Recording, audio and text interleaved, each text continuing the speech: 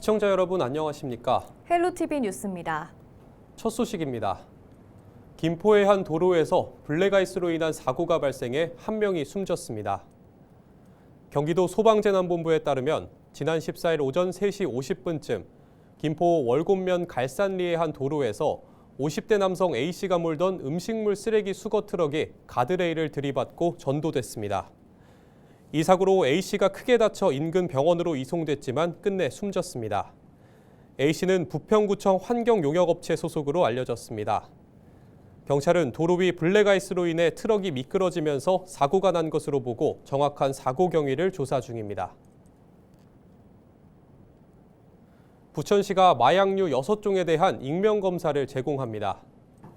검사 항목은 필로폰, 대마초, 코카인, 엑스터시 등을 포함한 마약류 6종으로 보건소에서 익명으로 소변을 이용한 검사를 받을 수 있습니다. 마약의 종류, 복용량 등 개인차에 따라 검출되지 않을 수 있으며 양성으로 나타날 경우 정밀 검사를 통한 최종 확인이 필요합니다. 다만 법적 조치를 원하는 범죄 피해자나 질병 치료를 위해 이용한 사람, 기존 마약류를 이용한 경험이 있는 경우 등은 검사 대상에서 제외합니다. 계양구가 역류 방지 밸브 및 물막이판 무상 설치를 지원합니다. 사업 대상은 과거 침수 이력이 있는 세대와 지난 사업 기간 이후 신청에 설치하지 못한 세대 등입니다. 신청 기간은 오는 3월 21일까지로 주소지 관할 동행정복지센터에 방문해 신청하면 됩니다. 김포시가 민성 8기 공약의 일환으로 이달부터 산모 신생아 건강관리 지원 사업 본인 부담금의 90%를 지원합니다. 산모 신생아 건강관리 지원 사업은 출산가족의 건강관리사가 방문해 산모와 신생아에게 필요한 건강관리 서비스를 제공하는 사업으로 산모 건강관리, 신생아 건강관리, 가사활동 지원, 정서 지원 등이 표준화된 서비스입니다. 지원 대상은 산모 신생아 건강관리 서비스를 이용한 산모 중 신생아 출생일 기준 180일 전부터 본인 부담금 지원 신청일까지 김포시에 주민등록을 두고 거주하거나 출생일 이전 거주 기한 180일을 충족하지 못한 경우 신생아 출생일로부터 180일 경과한 날까지 김포시에 주민등록을 두고 거주한 산모입니다. 김포시에서 180일 이상 거주한 김포 시민의 경우 출산 시 산후조리 비용의 10%만 부담하면 최소 5일부터 최대 40일까지 산후조리를 지원받을 수 있습니다.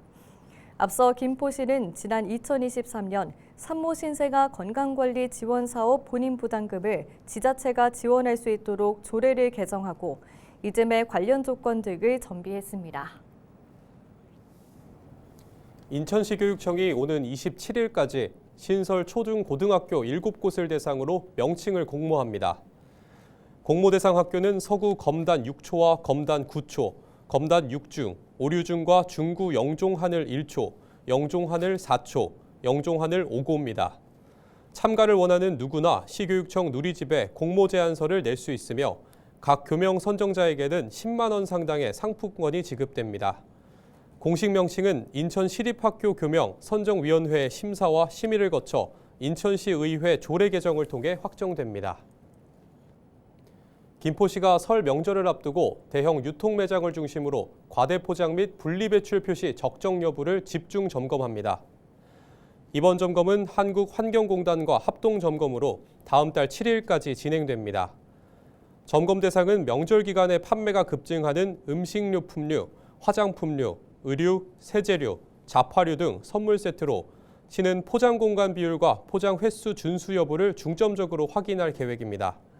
또 종이팩, 유리병, 금속캔, 합성수지 재질의 포장재를 사용한 음식료품 등의 분리배출 표시 의무 대상에 대해서는 분리배출 적정 표기 여부와 위치, 크기, 색상 등의 적정 여부를 확인합니다. 김포시는 이번 점검을 통해 위반 사항이 의심되는 경우에는 제조자의 검사 명령을 통보한 후 관련 기준 위반 시 최대 300만 원 이하의 과태료를 부과할 방침입니다.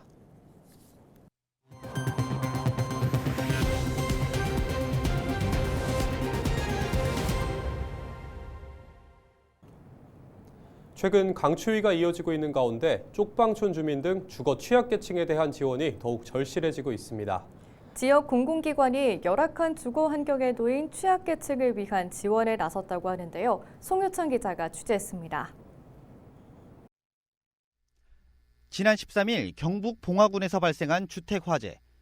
당시 해당 주택은 조립식 건물로 전기 누전으로 인한 화재였고 이불로 태국에서 귀화한 여성 한 명이 사망했습니다.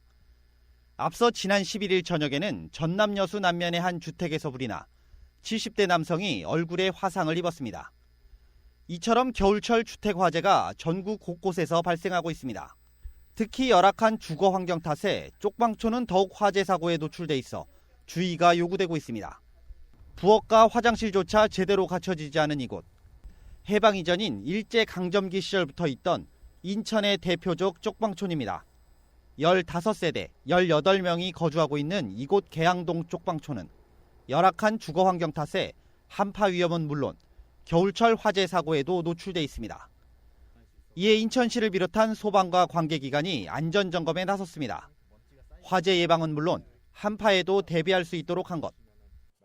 소화기 사용법이나 그다음에 감지기 같은 거, 그다음에 여기 저희가 관리하고 있는 소화전이나 아니면 소화기 함들 이렇게 주기적으로 관리를 하고 있고요. 그다음에 시민분들도 오셔가지고 같이 소화기 시연하는 것까지 해가지고 참여도를 끌어올리고 있습니다. 인천의 쪽방은 모두 280가구 327명입니다. 특히 이들 쪽방촌 주민 중 기초생활수급자는 절반 이상인 175명. 쪽방촌에 사는 주민 2명 중 1명은 생계와 주거 등의 지원 없이는 살기 힘든 실정입니다. 이 때문에 이들은 난방비 걱정에 보일러 등 난방기기조차 편히 사용하지 못하는 처지입니다. 전기장판과 전기 판넬로만 겨울을 버티는 가구는 무려 100가구에 이르고 있습니다. 나머지도 연탄이나 등유난로 등으로 추위를 견뎌내고 있습니다. 그런 일자리가 없고 벌이가 없어서 하루하루 이제 그 사시는 부분들에 대해서 굉장히 급급하죠. 그래서 이제 생계 지원, 물자 지원 이런 부분들을 주기적으로 저희가 계속적으로 하면서 상담도 같이 들어가고 어떤 부분들이 또 필요한지 욕구도 저희가 파악하고 있거든요. 시는 열악한 주거 환경에 놓인 취약계층을 위해 임대주택을 지원하는 주거 상향 지원 사업을 추진하고 있습니다. 이를 통해 고시원과 여인숙, 쪽방, 침수 우려 반지하 등의 3개월 이상 거주한 취약계층은 임대주택으로 이주할 수 있습니다. 또 집중보호기간인 다음 달까지 주야간 순찰을 확대하고 방한물품 지원 등을 강화하고 있습니다. 이분들이 갖는 생계적인 어려움뿐만이 아니라 이런 추위에 이겨낼 수 있는 안전한 주거 환경 개선에 주력을 해나가고 있습니다. 한국전기안전공사와의 협력을 토대로 쪽방촌 일대의 화재 특별 안전점검 또한 진행한 상태입니다. 강한 바람과 함께 동반한 강추위가 이어지고 있습니다. 다양한 지원책과 도움의 손길이 열악한 취약계층의 겨울나기에 보탬이 되길 기대해봅니다. 헬로티비 뉴스 송유창입니다. 경기도가 경기신용보증재단을 이용하는 중소기업 및 소상공인 대표와 경기 비상민생경제회의를 진행했습니다. 도는 올해 중소기업 육성자금 확대와 소상공인 부채 상환 연장 특례 보증, 지역화폐 발행 확대 등 2조 3천억 원 규모의 비상민생경제대책을 추진하고 있습니다. 김동연 경기도지사는 최근 대한민국 비상경영 3대 조치를 촉구하면서 슈퍼추경 50조를 주장했다며 정부가 지역화폐 예산을 편성하지 않았지만 경기도가 예년 수준의 지역화폐를 앞장서 추진하겠다고 말했습니다. 이 위기를 기회로 도약할 수 있는 사업자분들도 계시고요. 또 정말 힘들어서 막 죽기 직전까지 가시는 분들 계시는데 그런 분들에게 제가 그런 얘기를 합니다. 꼭 살아남으셔야 된다. 이 어려움을 이기고 살아남은 다음에 크게 발전할 도약에게 반드시 오니까. 경기도가 올해 주민참여 예산 157억 원을 반영했습니다. 도는 지난 14일 경기도 인재개발원에서 주민참여예산위원회 전체 회의를 열고 올해 주민참여예산 운영계획안을 설명했습니다. 도는 지난해 접수된 597건의 주민 제안 중 주민참여예산위원회 심사를 거쳐 청년 문화예술과 지원사업 등 65건을 선정했다고 밝혔습니다.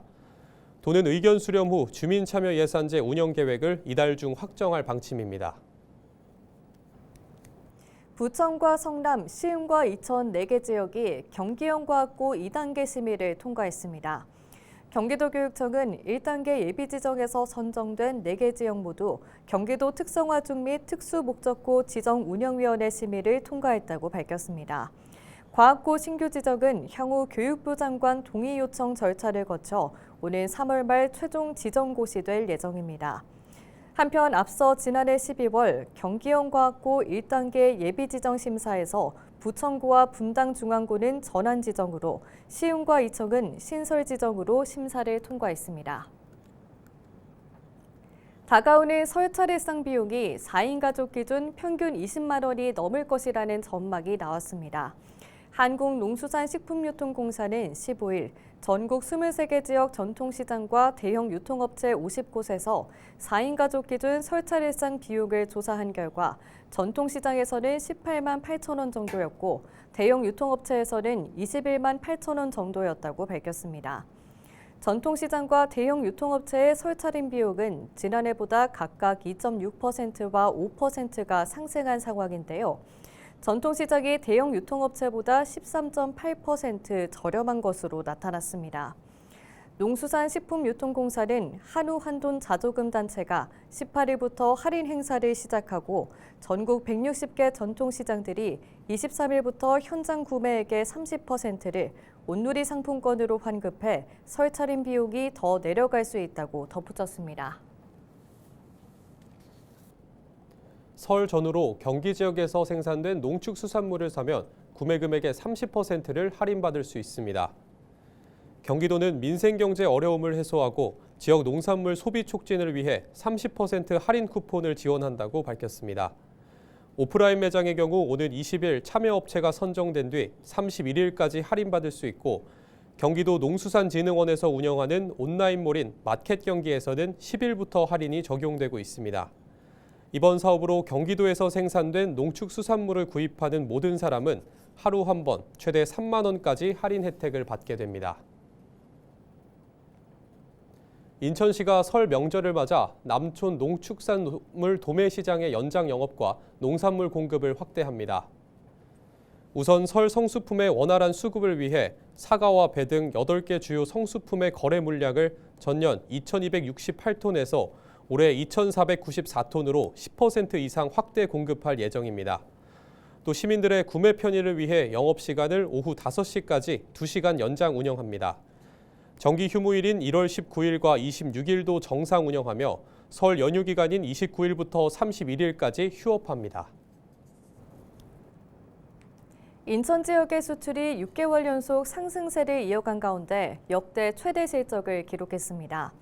인천본부 세관이 내놓은 자료를 보면 지난해 인천의 연간 수출액은 595억 5천만 달러로 이전 최대치인 2022년 542억 7천만 달러보다 9.7% 많았습니다. 반도체를 비롯한 주요 품목 수출 실적이 개선되면서 전체 수출액 증가로 이어진 것으로 세관은 분석하고 있습니다. 반도체의 수출액은 지난해 177억 2천만 달러로 전년에 135억 4천만 달러보다 30.9% 증가했습니다. 이외에도 의약품과 전기전자제품, 화공품 등이 수출액 상승률이 높았습니다. 인천의 지난해 수입액은 전년보다 5.6% 증가한 637억 8천만 달러, 무역 수지는 42억 3천만 달러 적자를 기록했습니다.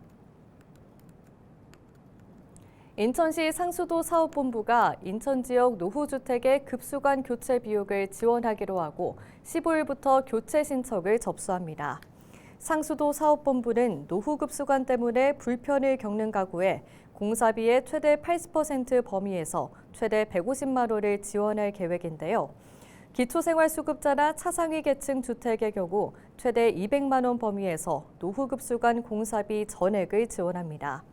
상수도 사업본부는 사회복지시설과 학교에도 최대 200만 원까지 노후급수관 교체 공사비를 지원할 계획입니다. 이상으로 뉴스를 마칩니다. 시청해주신 여러분 고맙습니다.